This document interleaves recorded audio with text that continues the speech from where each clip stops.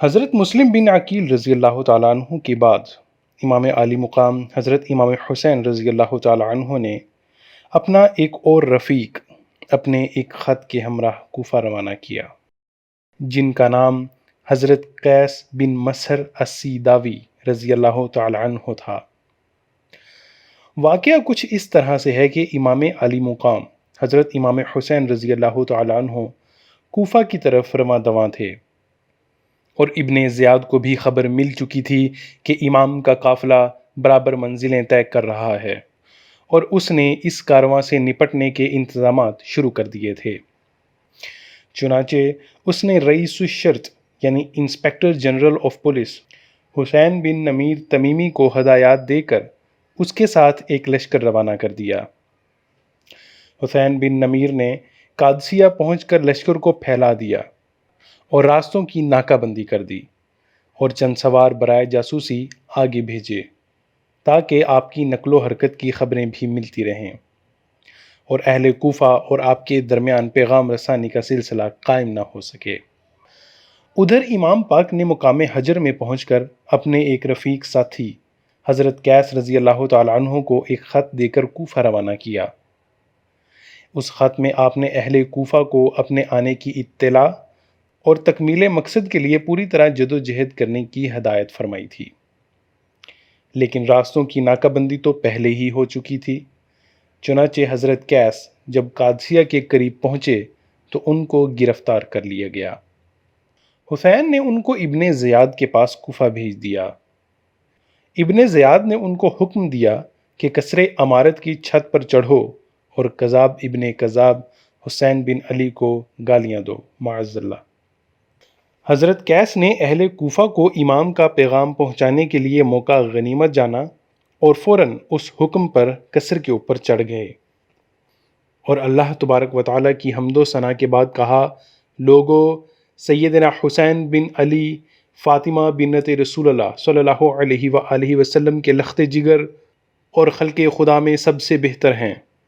میں ان کا قاصد ہوں، وہ مقام حجر تک پہنچ چکے ہیں، ان کی دعوت قبول کرو۔ پھر انہوں نے ابن زیاد اور اس کے باپ پر لعنت کی اور حضرت علی رضی اللہ تعالیٰ عنہ کے لیے دعائے بخشش کی۔ اس پر ابن زیاد غضبناک ہو گیا۔ اس نے حکم دیا کہ اس کو بہت اونچا اچھال کر اس طرح نیچے گراؤ کہ اس کے ٹکڑے ٹکڑے ہو جائیں۔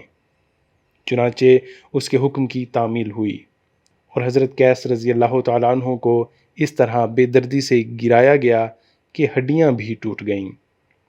کچھ رمق باقی تھی کہ عبد الملک بن عمیر نے آگے بڑھ کر ذبح کر دیا، اور امام پاک کا یہ سچا محب آپ پر نثار ہو گیا رضی اللہ تعالی عنہ۔ کاروان اہل بیت عذیب الحجانات پہنچا تو امام پاک نے 4 سواروں کو آتے دیکھا، جو ترماح ابن عدی کی رہنمائی میں آپ کی طرف کوفہ کی خبریں لے کر آ رہے تھے۔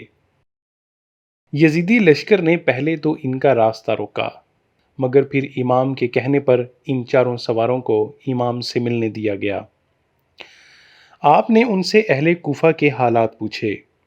ان میں سے مجمع بن عبداللہ عامری نے کہا: بڑے لوگ تو بڑی بڑی رشوتیں لے کر حکومت کے ساتھ مل گئے، اور اب وہ سب آپ کے خلاف متحد و مشتعل ہیں۔ رہے عوام تو ان کے دل تو آپ کی طرف مائل ہیں، مگر کل وہ بھی تلواریں لیے ہوئے آپ کے مقابلہ میں آ جائیں گے۔ آپ نے ان سے اپنے قاصد حضرت قیس رضی اللہ تعالیٰ عنہ کے متعلق پوچھا۔ انہوں نے کہا: حسین بن نمیر نے ان کو گرفتار کر کے ابن زیاد کے پاس بھیج دیا تھا۔ ابن زیاد نے اس کو آپ پر اور آپ کے والد ماجد پر لعنت بھیجنے کا حکم دیا۔